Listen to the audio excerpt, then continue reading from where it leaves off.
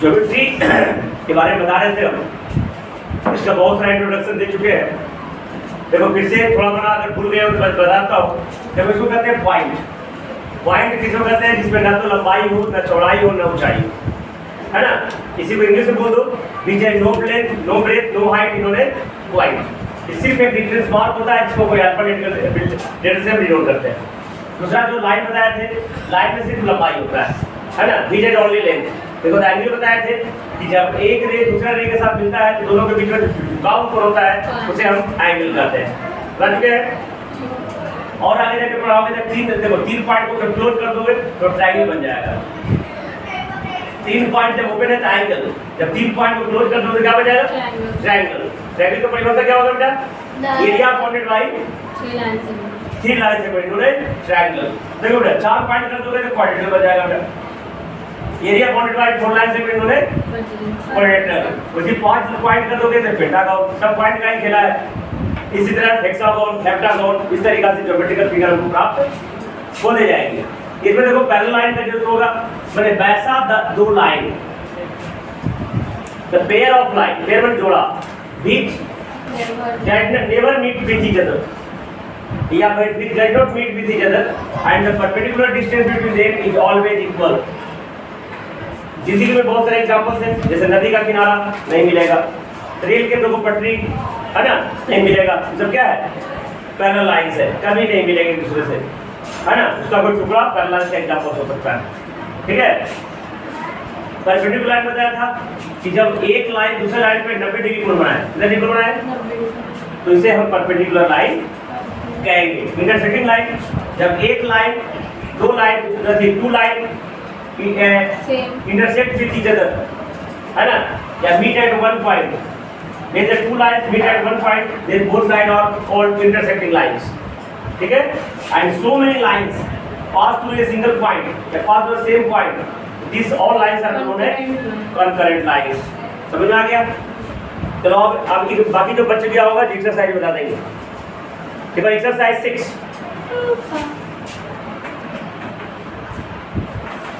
Answer all कहता है what is difference between theorem and axiom. What is the difference between theorem and लिख लो बेटा, तेजी में लिखो, है ना। एक तरफ थ्योरम लिख दो, एक तरफ एक्सियम लिख दो।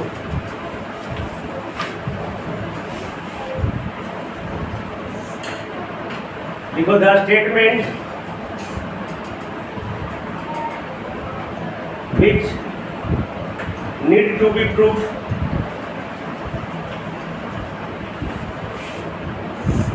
is called theorem।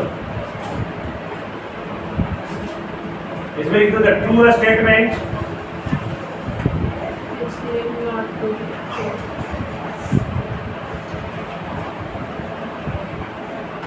need not to be a proof is called axiom, ठीक है। दोनों में एग्जांपल एक लिख देना बेटा,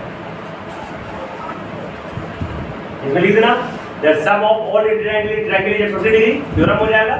इसमें लिख देना every whole is greater than its parts. अब ये बता देना, या the same thing added in same thing is always result will be also same, कोई भी ये लिख देना। दूसरा डिफाइन द फॉलोइंग टर्म, देखो बेटा लाइन सेगमेंट, किताब वाला तो देख के उतार ही ले रहा है, इधर पीछे वाला लिखा है ना, मैं भी लिखा था, जल्दी लिखो। लाइन सेगमेंट, हाथ बढ़ाओ जी करीना, हाथ का स्पीड बढ़ाओ तुम। लाइन सेगमेंट देखो, द लाइन व्हिच हैज, देखिए लिखेगा the line which has two end points, the line which has two end points is called line segment। Figure draw करते हैं बेटा, ऐसे इधर पॉइंट दे देगा, इधर पॉइंट ए और ए बी देकर ऐसा करेगा बेटा, रेली कर दे दो। the lead line which has two end points is called line segment, ठीक है, जरूर ड्रॉ करेगा तो मार्क्स कम देंगे हम। ये लिख रहे तो रे देखो, the line which has only the line which had one in point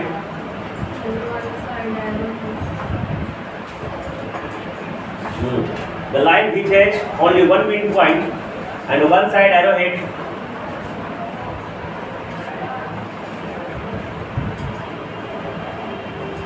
AWW arrowhead AWW arrowhead तीर का निशान आता है ना, तो समझाने के लिए कि और ये पढ़ सकता है, ठीक है। इसको ए जब एक पॉइंट देके बी लिख देना, और इसको ए भी देके ऐसा करना है। One side arrowhead, HEAD head माथा, HEAD ये HA लिख रही थी तुम, गलती से लिखा गया था। गलती को सुधारना मेरा काम है। सुधारे ना। हाँ, इट कॉट रे, हिंदी में रे मैंने हिंदी नहीं जानते तो लिखो किरण, तो इंटरसेक्टिंग लाइन लिख दे दो।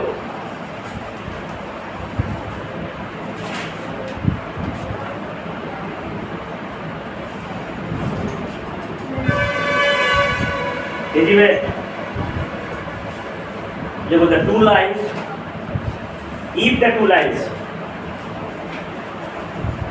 if the two lines meet at a point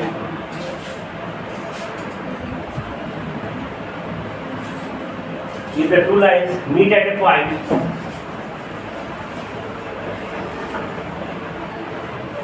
comma then these two lines are called intersecting lines. Then these two lines are called intersecting lines. ऐसा पूरा ड्रॉ कर देना बेटा।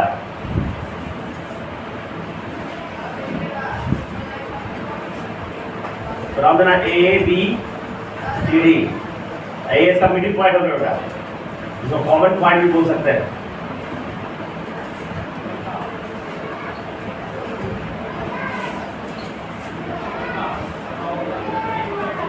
अगले बेटा parallel lines,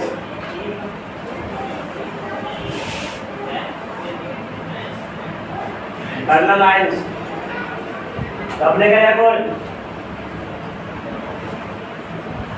parallel lines Hindi में बेटा समानांतर रेखा, इंटरसेक्टिंग लाइंस का हिंदी लिख लो बेटा प्रतिच्छेदी रेखा, है ना। देखो पैरेलल लाइंस, देखो the pair of lines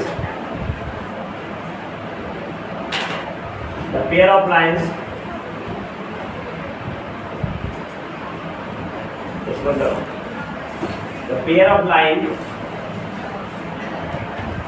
which never meet with each other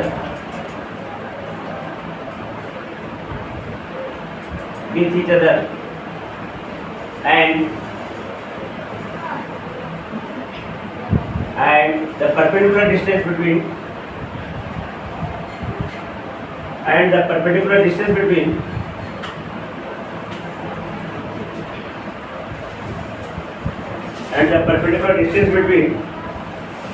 these two lines, the pair of line which never meet with each other and the perpendicular distance PER, PEN, DI, CULR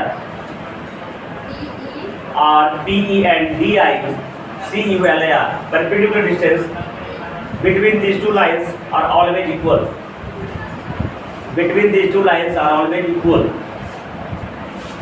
It's called parallel lines.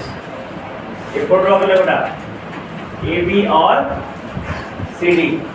देखो ये AB है ना बेटा, दो पाई ऐसे देंगे सीधा, ये पैरेलल का सिंबल होता है।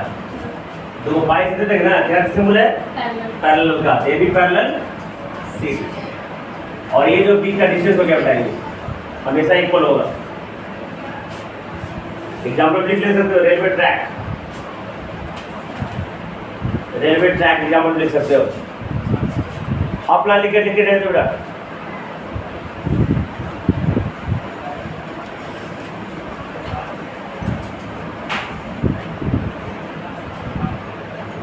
अप्लाई देखो, if A B C are any 3 points, A के बाद कॉमा, बी के बाद कॉमा, सी के बाद कॉमा, ए बी सी एक साथ लिखोगे तो गलत हो जाएगा, तीनों पॉइंट अलग अलग है। If A comma B comma C are the 3 points on a given line, are the 3 points on given line L, line L पर की L दे देना। L के जगह कुछ भी तुम डिनोट कर सकते हो, कोई जरूरी नहीं है। given line L and if A is the a line between is the a line between B and C,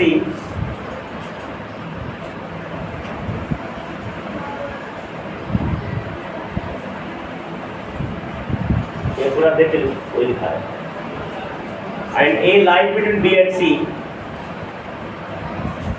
a line between जैसे कोई देखो इधर एक लाइन L है, एक B और C है, इसके बीच में A को रख दिया और इसको मैं मिटा दिया, डिलीट कर दिया, तो प्रत्येक पार्ट क्या हो जाएगा, हाफ लाइन हो जाएगा। ये लाइन को तोड़ दिया भाई, एक बात है सोचो, A line between B and C and if B delete the point A,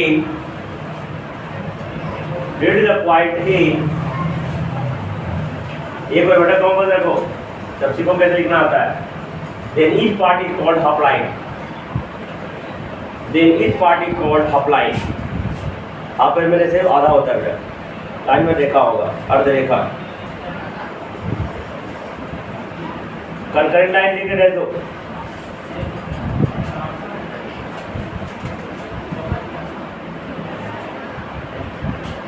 CONCURRENT concurrent lines।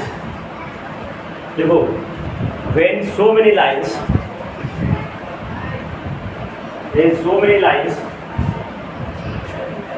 pass through a single point, pass through same point, देखो single point अच्छा लगता है।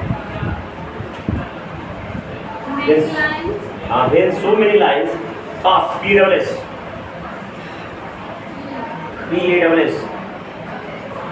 pass through the same point,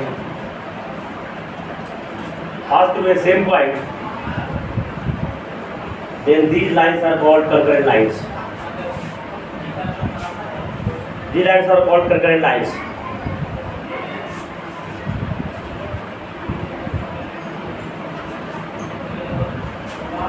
अगला point बेटा coordinate point लिख रहे हो तो सबका डिफिनेशन मैं भी लिखवा दिया बेटा, किताब वाला अलग होगा, मेरा लिखा हुआ अलग होगा। कोऑर्डिनेट पॉइंट सरेखे बिंदु, देखो when a line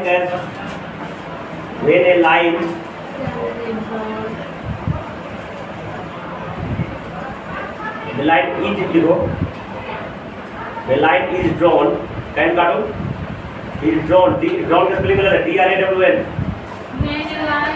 हाँ सही है, मैं बोला ना, तुमको नहीं बोला था। when a line is drawn from so many points,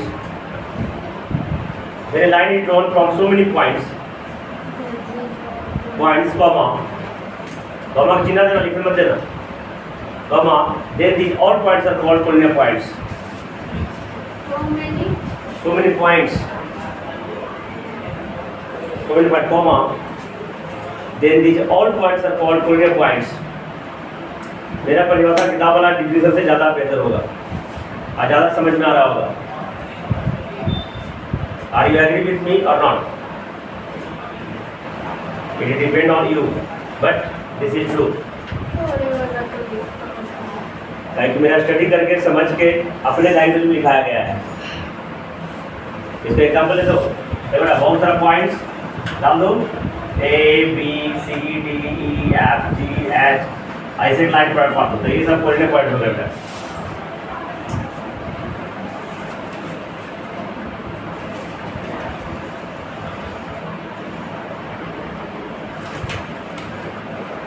plane लिख दो, प्लेन, प्लेन में पृष्ठ होता है बेटा, प्लेन में पृष्ठ होता है, पृष्ठ। तो कोई भी 2D फिगर को जहां तक हम बढ़ा सकते हैं इस यूनिवर्स में, उसको हम प्लेन कहेंगे। क्या कहेंगे? प्लेन, पृष्ठ। देखो ये प्लेन इज ए सरफेस, ये plane is a surface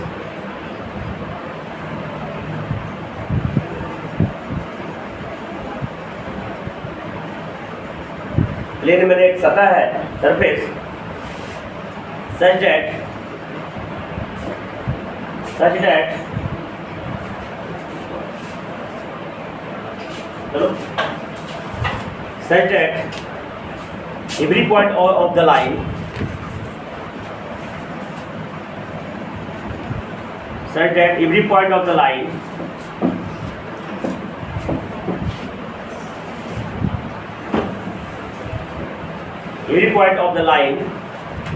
joining any two points,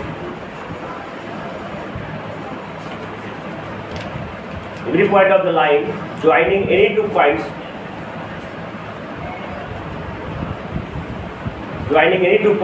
on it, comma, light on it, comma, light on it, जो इसमें पड़ेगा।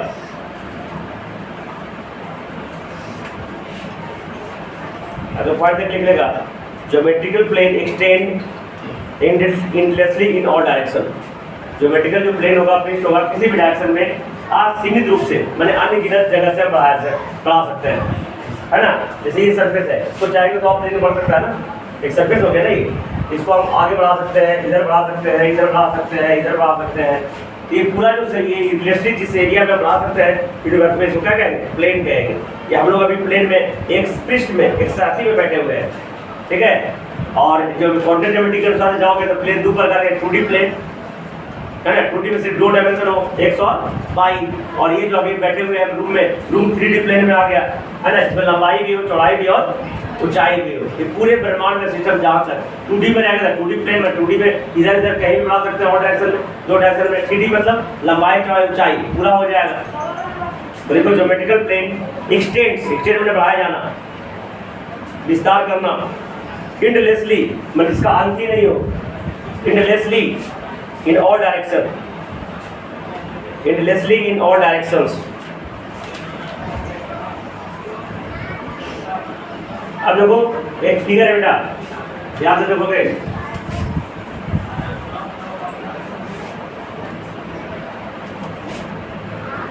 अभी समझाएंगे, बनाना तुमको खुद है। ये B, C और D,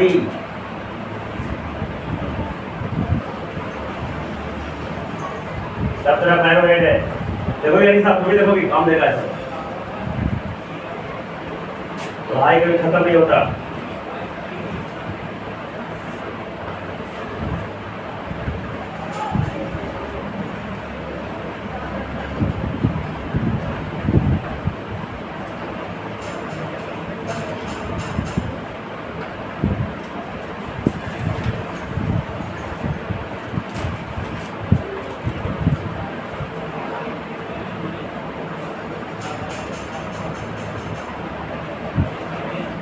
देखो इधर,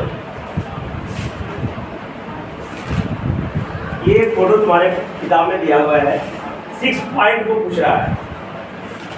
एडजॉइनिंग फिगर मतलब हिंदी नहीं जानते हो, संलग्न चित्र, जो क्वेश्चन से जुड़ा हुआ, संलग्न मतलब से जुड़ा हुआ, इसलिए उसको वर्ड इस्तेमाल करते हैं एडजॉइनिंग। क्या होता है? इसका मतलब ये क्वेश्चन से जुड़ा हुआ चित्र है। एडजॉइनिंग तुम इतना दिन से मैथ बना रहे हो, एडजॉइनिंग का मतलब समझ रहे हो, तो इसका यूनिक पॉइंट को समझना है।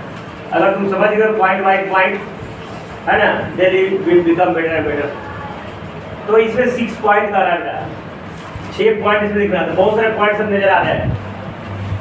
ई हो गया, जी हो गया, एच हो गया, एफ हो गया, एम हो गया, एन हो गया। ओके चौपन, एनी प्रॉब्लम? अगर कहता है 5 लाइन सेगमेंट बेटा, लाइन सेगमेंट ध्यान रखना है, दोनों तरफ ई टू पॉइंट होना चाहिए। पहला एम एन हो गया बेटा, ई जी हो गया बेटा, एफ एच हो गया बेटा, और ये GH, ई एफ हो गया बेटा, GH, जी एच हो गया बेटा, लाइन सेगमेंट हो गया। Any problem? आंसर लिखा होगा, देख के भी लिख सकते हो, लेकिन हम उम्मीद करेंगे देख के नहीं लिखना, अपने मन से लिखना है कि नहीं। कोड रेंज बोल रहा है बेटा, क्या बोल रहा है? जिसमें एक पॉइंट फिक्स हो बेटा, क्या होगा? जी भी हो जाएगा, एच डी हो जाएगा बेटा, है ना, एन सी होगा बेटा, एम ए हो जाएगा बेटा।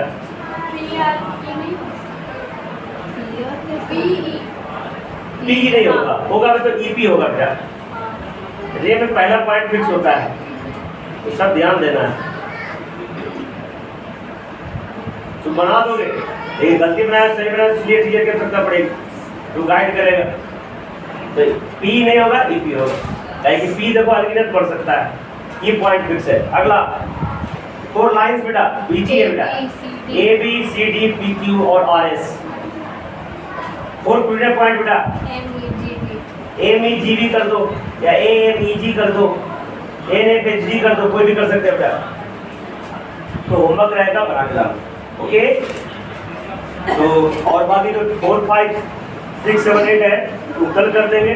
और एमसीक्यू, देखो एमसीक्यू के लिए थ्योरी में बता चुका हूँ, और एमसीक्यू एक प्रकार का जीके टाइप है। जीके समझते हो? जीके फुल फॉर्म तुम नहीं जानते होगे, मैं बताता हूँ। जनरल नॉलेज, इसका हिंदी नहीं जानते होगे, क्या होता है? सामाजिक विज्ञान। नहीं सर, सामान्य ज्ञान होता है। सामान्य मतलब नॉर्मल बोलचाल की भाषा में जानकारी मिलना चाहिए, लेकिन ये समान नहीं है, मेरे अनुसार से असामान्य ज्ञान होना चाहिए, काहे कि जीके का कोई अंत नहीं है। अब कल अमेरिका का राष्ट्रपति क्या कर रहा था, रूस के राष्ट्रपति क्या कर रहा था, वो भी जीके हो जाएगा। अब वो सामान्य ज्ञान है, सामान्य मैंने सब समान करते हो, समान का नहीं है। भारत के प्रधानमंत्री कौन है, भारत के मुख्यमंत्री कौन है? भारत के मुख्यमंत्री नहीं होता है, बिहार के मुख्यमंत्री होगा, इन स्टेट के चीफ मिनिस्टर होगा, है ना। भारत के रक्षा मंत्री कौन है, ये सब समान क्या होता है ना। है आम में कौन सा एसिड पाया जाता है, इमली में कौन सा एसिड पाया जाता है, ये सब समान ज्ञान ना। तो जीके का कोई सीमा ही नहीं है, तो सामान्य ज्ञान उसको गलती नाम लिखा हो, असामान्य ज्ञान होना चाहिए, ठीक है। तो एमसीक्यू एक प्रकार का जीके टाइप क्वेश्चन है। टाइप बड़े प्रकार होता है, तो देखो बताइए, ancient India the shapes of altars used for household rituals 21 shape का होता था। ये होगा तुम्हारा स्क्वायर एंड सर्किल्स के रूप में होता था। रिचुअल्स में समझते हो? रिचुअल्स में नहीं समझ रहे होंगे, रीति रिवाज को रिचुअल्स बोलते थे। जब अभी भी रीति रिवाज है, पता है रीति रिवाज तुम लोग नहीं जानते होगे। देखो शादी होता है रे, हैं तो पता है वो ओखली रहता था, क्या क्या क्या रहता है, ओखली में धान कूड़ा जाता है। अभी भी है। हाँ तो अभी इसलिए तो तुमको पढ़ा रहा हूँ कि अभी भी है, शादी अभी भी होगी, है ना। बशर्ते आज के जो युवा लोग हैं लव मैरिज ना करे था, तो सब अरेंज मैरिज होता है। लव मैरिज में सिर्फ साइन किया जाता है वकील के सामने, कोर्ट मैरिज, लव मैरिज होता है, कोर्ट मैरिज होता है। और पहले सबसे अरेंज मैरिज होती थी, तो अरेंज मैरिज होगी तो धूमधाम से शादी होगी, उसमें वो ओखली आएगा, चावल धान कूटा जाएगा, तो रीति रिवाज है। क्यों कूटा जाता है? हाँ यही रीति रिवाज, मैं तो बोल रहा हूँ, इसी रीति रिवाज होता कुछ नहीं है। धान नहीं कूटेगा तो शादी शादी थोड़ी कर करेगा। और भी पता है और क्या क्या होता है, हल्दी लगाया जाता है। धान को लावा हाँ तो जो भी, तो लावा नहीं भूने तो शादी से क्या फर्क पड़ेगा? क्यों लावा क्यों भूना? अगर हम धान नहीं कूटेंगे, लावा नहीं भूने, शादी से क्या होगा? शादी से मतलब है बस। तो रीति रिवाज और भी देखो, पूजा पूजा होती है, 4 को कपड़ी रखा जाता है, 5 को चूका रखा जाता है, उसको ऐसे ऐसे चढ़ाया जाता है, गोबर लाया जाता है, दूधी लाया जाता है, सब हमारा रीति रिवाज है। हम नहीं पता, ये पंडित जी को पता होगा। आई एम मैथमेटिक्स टीचर, तो हम कह रहे रीति रिवाज है। उसी तरह रीति रिवाज होता था पुराने समय में, जिसमें एल्टार्स और अलग अलग शेप्स हाउस होल्ड घर के लिए बनाए जाते थे। घर के रीति रिवाज के लिए बहुत सारी चीजों का इस्तेमाल किया था। उसे कौन सा था? स्क्वायर एंड सर्किल का इस्तेमाल किया जाता था बेटा। इन एंशिएंट इंडिया ये सब याद करना पड़ेगा, that was not for just for GK. In ancient India altar combination of shapes like rectangle, triangle, trapezium were used, है ना। पब्लिक रिचुअल्स हो गया, पब्लिक बड़े सभी लोग के जनता के रूप में, सामाजिक रूप में इस्तेमाल इसका किया जाता है। रेक्टेंगल का, ट्रायंगल का, ट्रेपेजियम का, the number of interwovens triangles in series 9 photo draw किया था मैं तुमको, है ना। इन द पहले सीरीज 4:2:1 के रूप में ई का इस्तेमाल किया जाता था। आज भी रेशियो यही होता है बेटा। इनटू हाउ मेनी चैप्टर पर फेमस एलिमेंट नहीं भी बताया था। एलिमेंट एक यूक्लिडियन ज्योमेट्री का भी बुक है, यूक्लिड के द्वारा लिखा गया है, जो ज्योमेट्री में पूरी तरह से बेस्ड है। उसमें 13 चैप्टर्स होते हैं। चैप्टर समझते हो ना? एक्सरसाइज चैप्टर में अंदर होता है। एक चैप्टर में बहुत सारे एक्सरसाइजेस हो सकते हैं, और एक एक्सरसाइज में बहुत सारे क्वेश्चंस हो सकते हैं, और एक क्वेश्चंस में बहुत सारा क्वेश्चंस भी हो सकते हैं, जैसे पंचमा का पहला, दूसरा, तीसरा, है कि नहीं। और मेरे अनुसार से एक क्वेश्चन हम दे देंगे तो तुम्हारे लिए बहुत सारी परेशानियां भी हो सकती है उसमें, है कि नहीं। अगला, Euclid belong to country, India में नहीं थे। ये जो हम लोग चक्का में ग्रीस लगाते बोला नहीं, ये कंट्री का नाम ग्रीस है। मेरे दिमाग से हिंदी में यूनान कहते हैं, तुम्हारे दिमाग से पता नहीं, है ना। The Thames belong to country, सब ग्रीसे वाले थे, है ना। पता नहीं कोई कंट्री का नाम मोबिल नहीं रखा है बेटा, है ना। ग्रीस मोबिल, है ना, रखना चाहिए ना। पाइथागोरस द स्टूडेंट ऑफ हेल्स के चेला थे। चेला समझते हो? शिष्य, इसको हिंदी में बोलते हैं पुपिल, है ना। आज के ध्यान बात बोलते हैं स्टूडेंट। भी ज्यादा following need a proof theorem. देखो पूरा चैप्टर थ्योरी पढ़ चुका हूं, तो कितना आसान हो रहा है तुमको बनाना। The statement of the line panel is noted in the form of definition, है ना। Equivalent state all matter and posted से बेटा पढ़ने किसको करते से बता दिए हैं। ये pyramid solid figure with base any polygon बताया था ना। ट्रायंगल रहेगा बेस, ट्रायंगुलर पिरामिड। अगर स्क्वायर रहेगा तो स्क्वायर पिरामिड, अगर रेक्टेंगल रहेगा रेक्टेंगुलर पिरामिड, पेंटागन रहेगा पेंटागन पिरामिड। ये क्लास 8 में पढ़ा है बेटा। यूलर्स फार्मूला बताया था a + b - c = 2 for 3 dimensional figure. The sides of the face of pyramid बताया था, जो जितना भी साइड्स होंगे, वर्टिकल फेसेज होंगे, सब ट्रायंगुलर फेसेज होंगे। प्रिज्म में भी क्लास 8 में पढ़ाए थे कि वर्टिकल फेसेज उसका रेक्टेंगुलर फेसेज होता है ना। The number of dimension of solid 3 बेटा। जब भी सॉलिड होगा तो लंबाई चौड़ाई ऊंचाई सब होगा सॉलिड में। ये भी क्लास 8 में पढ़ा चुके थे बेटा। The number of dimension of surface का 2 होगा सरफेस का डायमेंशन। 16 0 है। हाउ मेनी डायमेंशन है? पॉइंट है 0। पॉइंट का कोई डायमेंशन है, पहले ही बताया था। बीच है no length no breadth no height, बता दी था नहीं। How many dimension of point है? Boundary of the solid.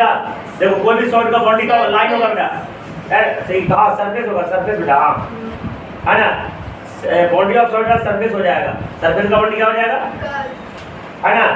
Boundary of the surface is curve, है ना। The number of planes passing through 3 nuclear points क्या होगा, है ना, 1। 3 न्यूक्लियर पॉइंट से नंबर ऑफ प्लेन कितने पास होंगे, है ना। जैसे देखो इधर बेटा, ये 3 को पॉइंट्स है ना, एक ट्रायंगल का फॉर्मेशन हो गया, तो एक ही प्लेन में हो गया, है ना।